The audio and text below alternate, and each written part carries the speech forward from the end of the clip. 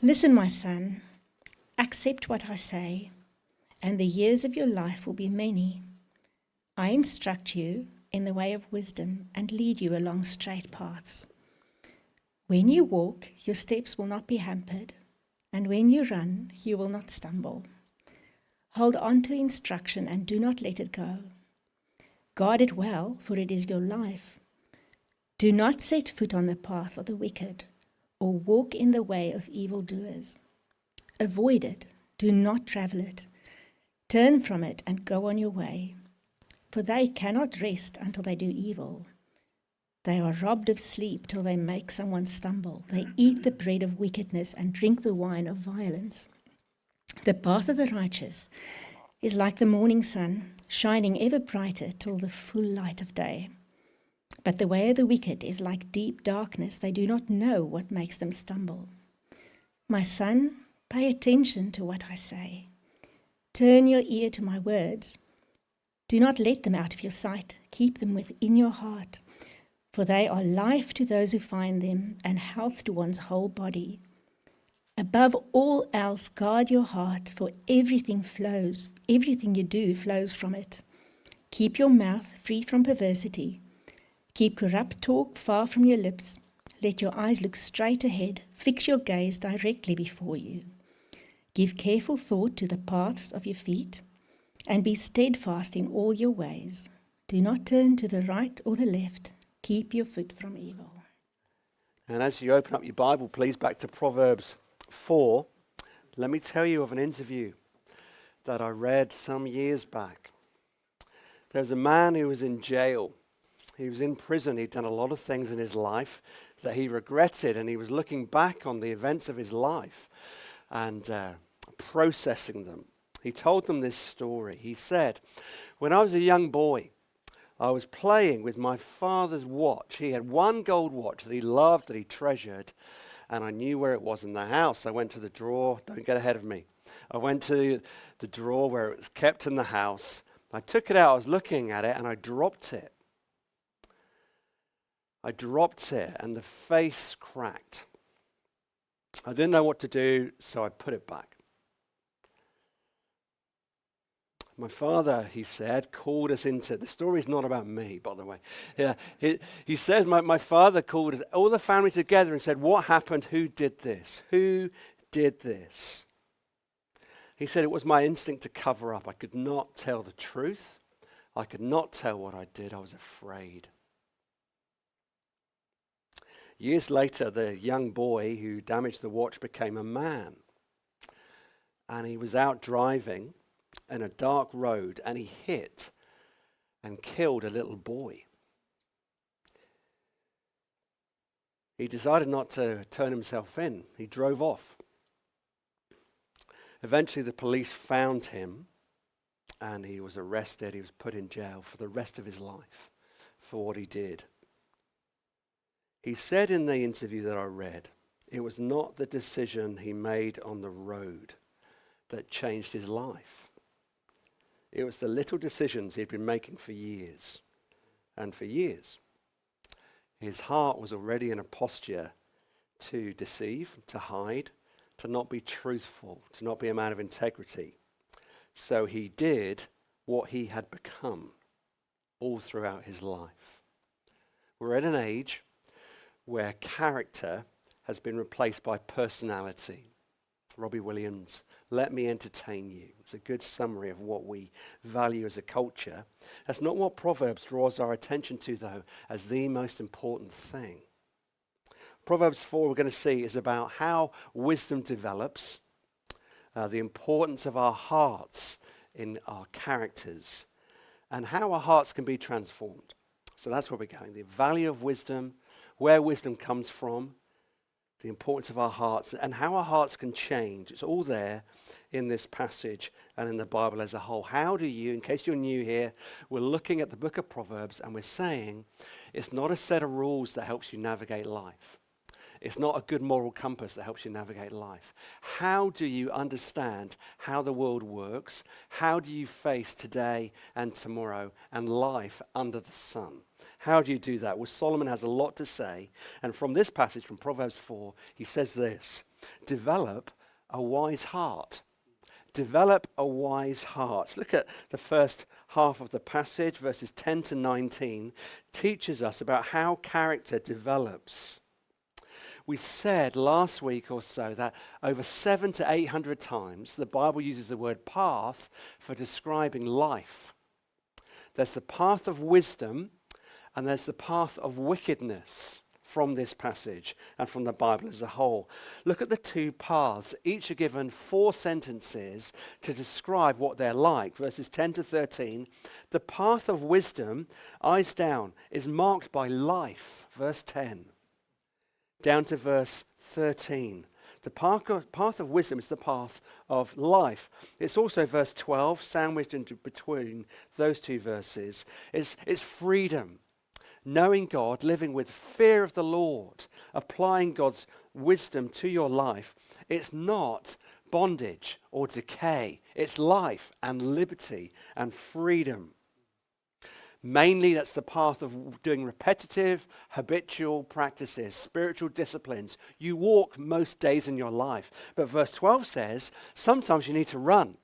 And when you run, applying the wisdom of God to your life, it's a time of safety and freedom. Verses 14 to 17, the path of wickedness is described as the opposite. It's the binary to the path of wisdom. Wisdom, 10 to 13, wickedness, verses 14 to 17. There are signs either way of the way of wickedness. It says, do not enter, verse 14.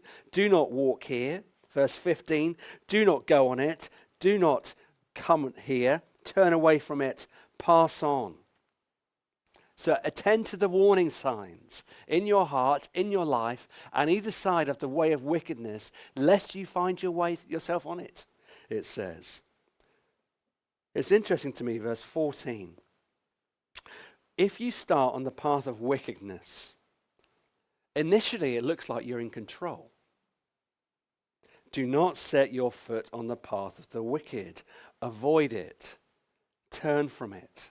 So the assumption is, if you make decisions in life that are against the wisdom and loving rule of God, you find yourself on the path of wickedness. And initially there's an opportunity for you to turn back, to turn off of it. You can choose to change, right? But look down to verse 16. If you do not attend to the Spirit's work in your life, the conscience of your heart, notice what happens. Verse 16. Notice the language of addiction here. Verse 16, they are robbed of slumber till they make someone fall. So that's interesting to me, because that's the language of obsession, of drivenness. There's something that's keeping sleep in abeyance in my night, and that is I need to do this first. I have a task to accomplish. I can't sleep because I need to do something. There is something better I should be doing. There's something more I need to achieve before I can enjoy the balm of sleep. I need more acclaim. I need more power. I need to think about that problem so that I can earn more money. I need more polish in my life. I need more renown. All of those things. That's just the first half. Down to verses 20 to 27. In the beginning, Solomon says, my son, pay attention to what I have to say. I want you to listen closely to my words. Solomon is saying, concentrate. If we're going to update Proverbs, he would say, lock in. You need to lock into what I'm saying. Are you tracking with my words? This is vitally important, Solomon says to his son. So notice the order, verse 20. Pay attention to my words. This is the words of the sage, the wise man, Solomon, who's informed in his heart and his thinking by the Spirit of God. Listen, pay attention to the teaching of the Bible. Then he says, as you look down, do not let them out of your sight. They're so valuable. That's the inference. Then he says, keep them within your heart. Verse 22, because they're life-giving. So the emphasis changes. And the rest of the passage sounds like an MOT that you take your car or your motorbike for. but of the whole person. Listen to the body words. Verse 24. Once you get the truth into your heart, then you can look at what you say. Verse 25. Then you notice your eyes, how you view things, informed by the wisdom of God that's in your heart. And then verses 26 to 27, you look at your behavior, your actions. There's an overflow from your heart to your eyes, to your ears, and to your actions. But, verse 23, here's the primary thing. Here is one of the most important sentences in the whole of the book of Proverbs. Above all else, you can hear him raising his voice.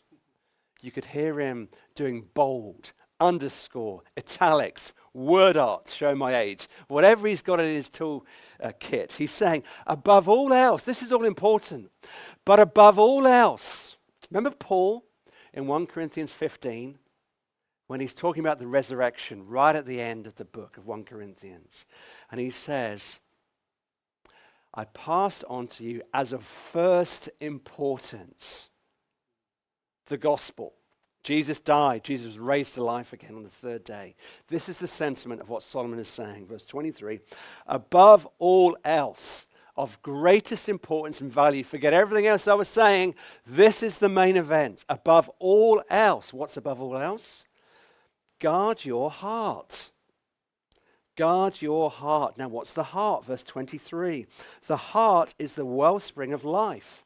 Now, that tells you an awful lot. What does it tell you? The human heart, according to the Bible, not the bloody muscle that sends blood around your body, the human heart is the wellspring of life. It's not a spring. It's not a pool of water. It's not a pond.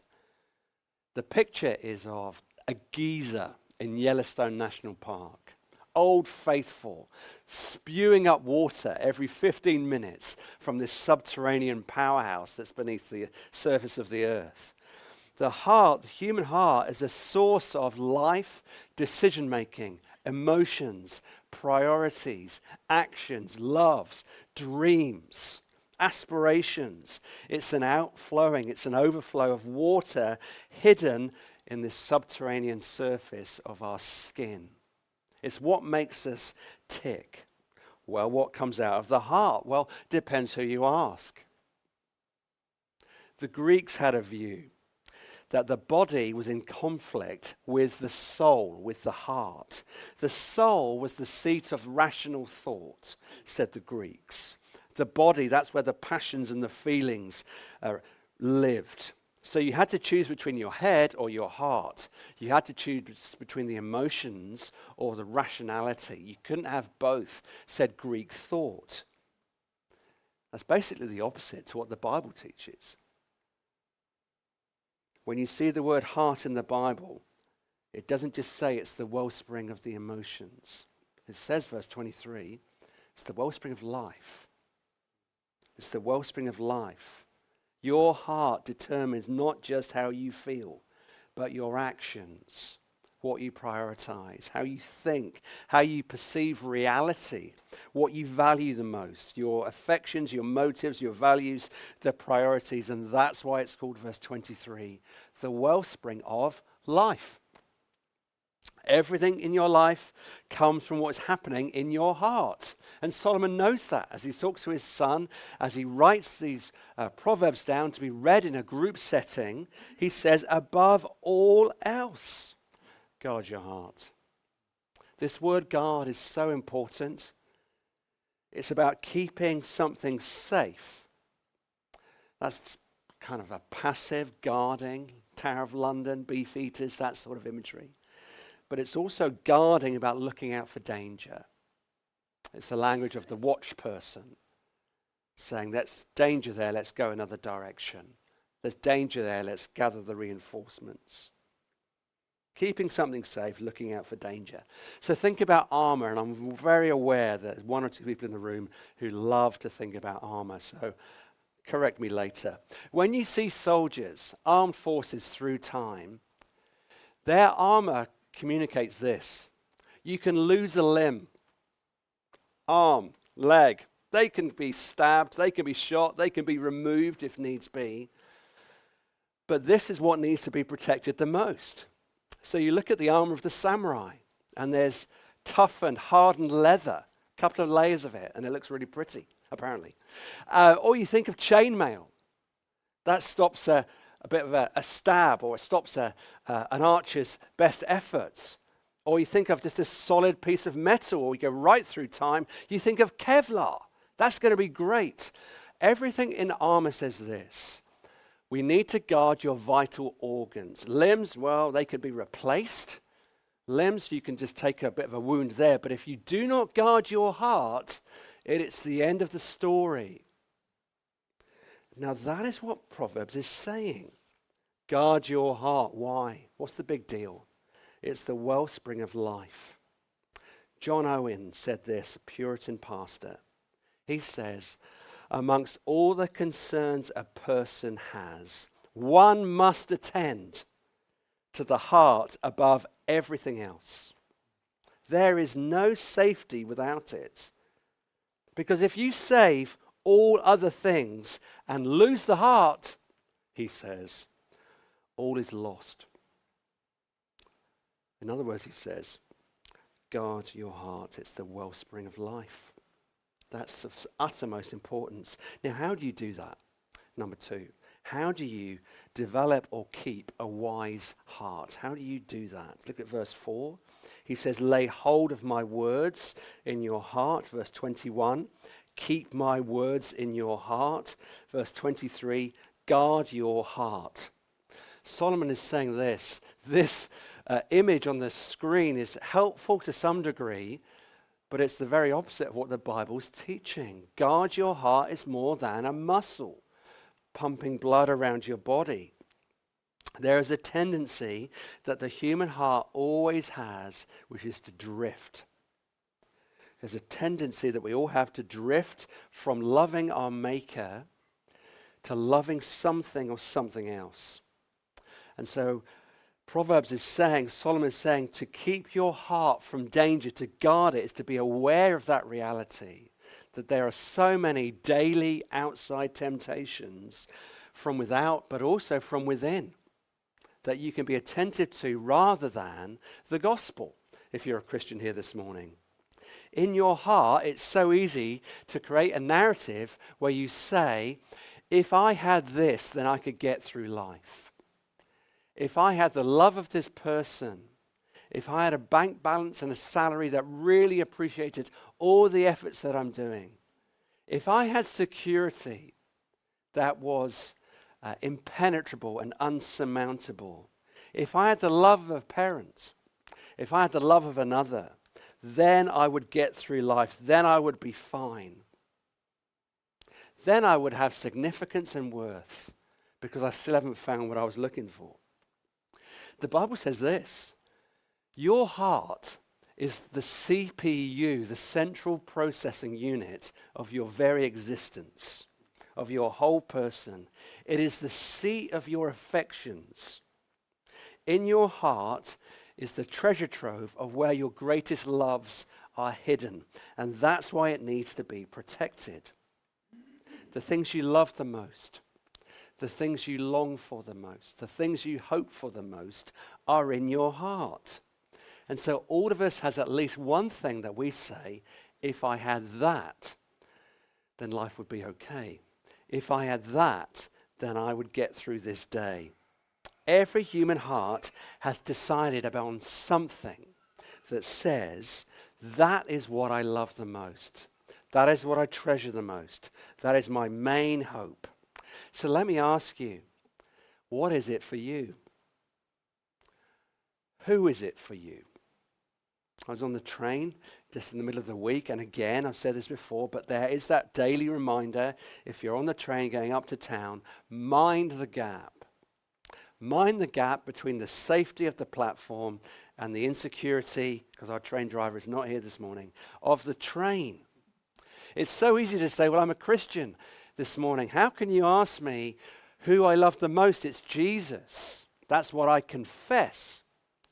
But functionally, mind the gap between what we confess we love with all our heart, soul, mind, and strength, and what we trust on a daily basis.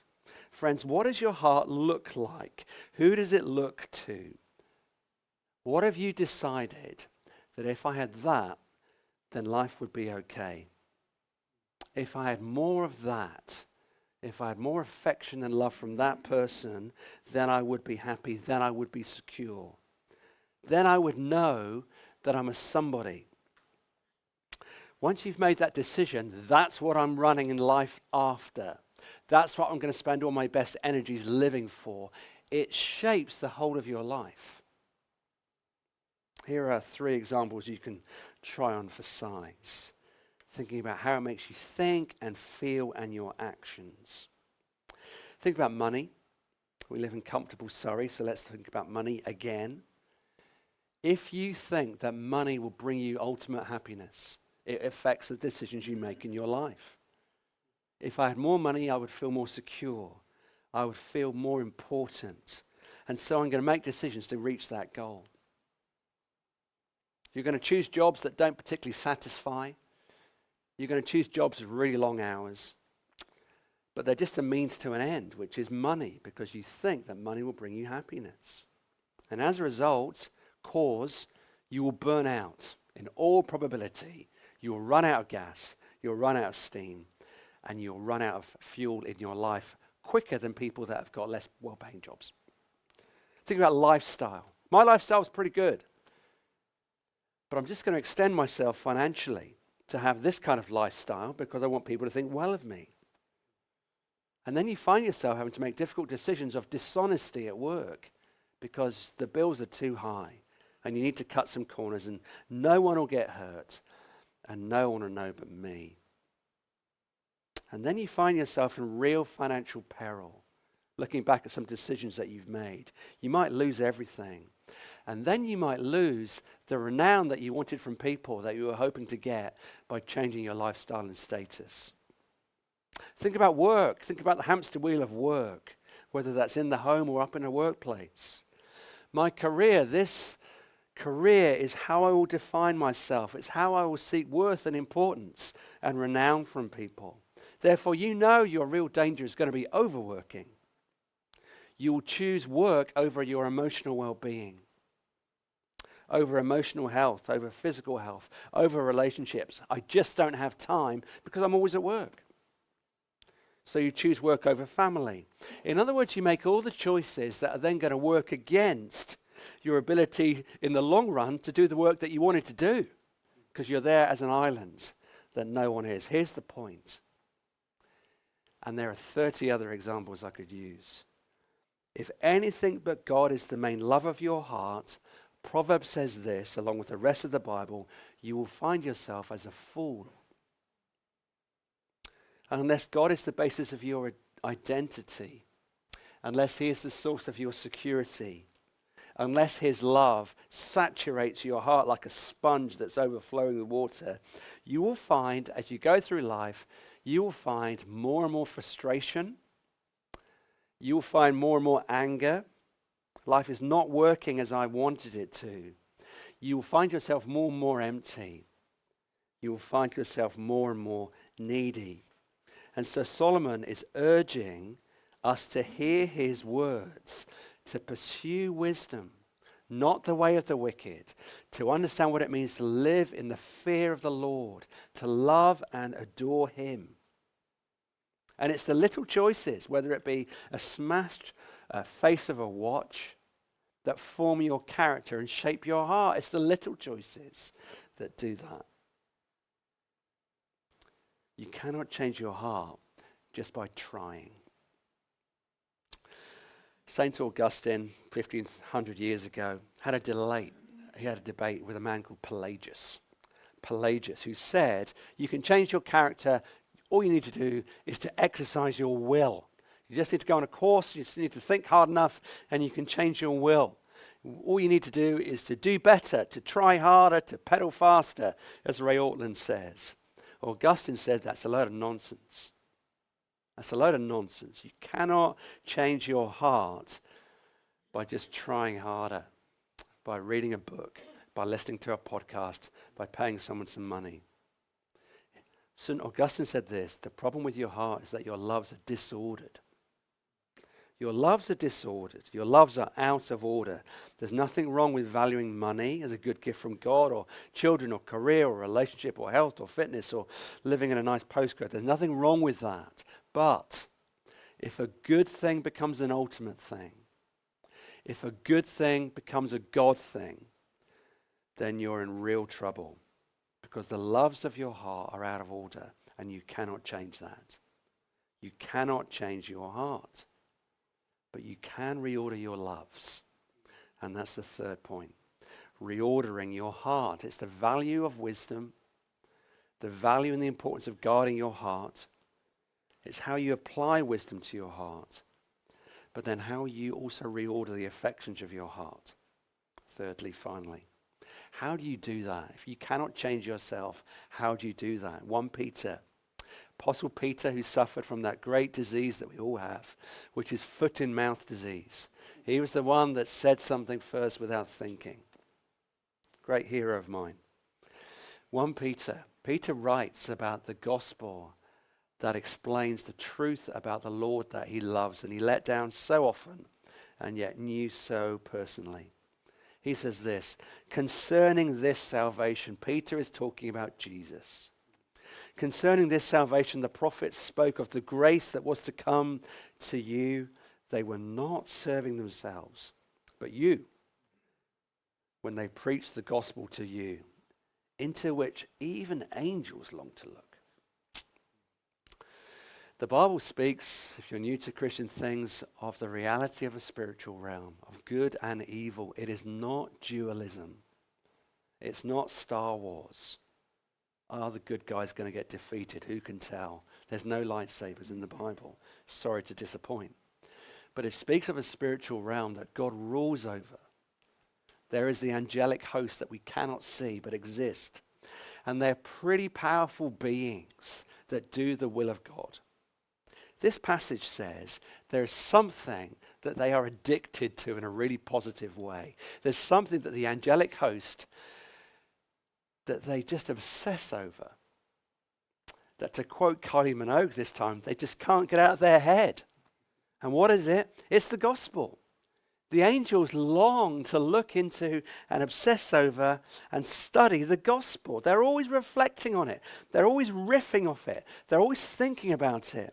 The word long to look in is this word epithumeo. It's a Greek word that means obsession, overarching longing, passion. It's almost never used positively in the Bible. It's normally a word that's used to say, you don't obsess over that too much. Here it's used really positively.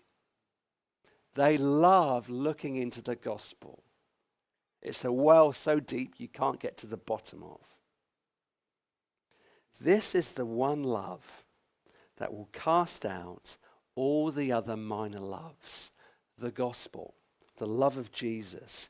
This is the one love that transforms people's hearts and lives. This is the one love that is unique, that if you see the love of God shown for us in the cross of Jesus, it is transformative. It's happened to so many people in this room, being captivated by the beauty of the love of God seen in a bloodied cross and an empty tomb. That's what angels love to do for all eternity, past and future and present. They're scratching their heads, metaphorically speaking, longing to understand more and more of the love of God seen in the cross of Jesus. Now, do you know how to do that? Do you know how to do what the angels do, to read the Bible so that every story whispers his name? If you want to have a reordered heart, that's what you need to skill up in. Here's an example. When you read the stories of the Bible, it's so easy just to look on the surface. When you look on the surface, you get leaves. When you dig, you find gold. So the story goes.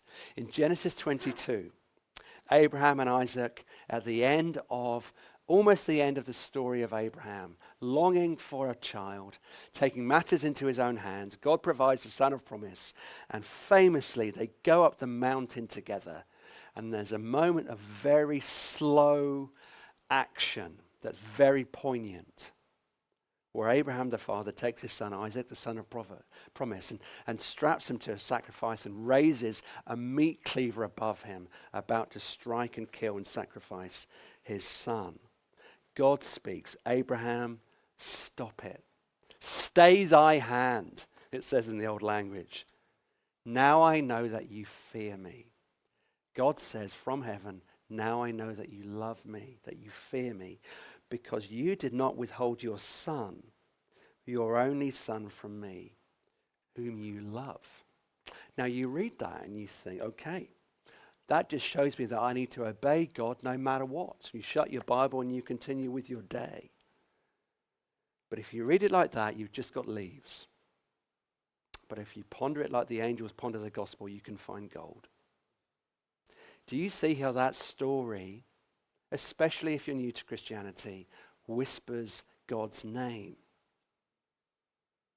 You need to remember, centuries later, God walked up another mountain, another hill called Calvary, to sacrifice his son. But when he got to the top and when Jesus was nailed to the cross, there was no voice from heaven that said, stop it, stay thy hand. And because there was no voice, and because Jesus died for the sins of the world on that cross, this is what we can deduce. Now we know that you love us because you did not withhold your son, your only son, whom you love, from us. Now you're starting to see gold. Now the affections of your heart are beginning to get reordered. Do you know how to do that a little bit? Do you know how to do that every morning, every evening, so that you get a new heart through the gospel of Jesus, so he transforms your affections? This is the only way to take your heart from one good thing that you might have made into a God thing and have it renewed. This is the beauty that we long for. This is the gospel being taken into our hearts, and it changes our identity. It changes our security. It changes our affections. And it takes us from the way of wickedness and puts us onto the way of wisdom. It's the only way your heart will be taken away from the good things of money, career, physicality, children, relationships, and so on. The Bible says this: guard your heart. Why? Because it's the wellspring of life. And here is the source of true wisdom, of a bloodied man on a cross outside the city of Jerusalem. Let's pray to him.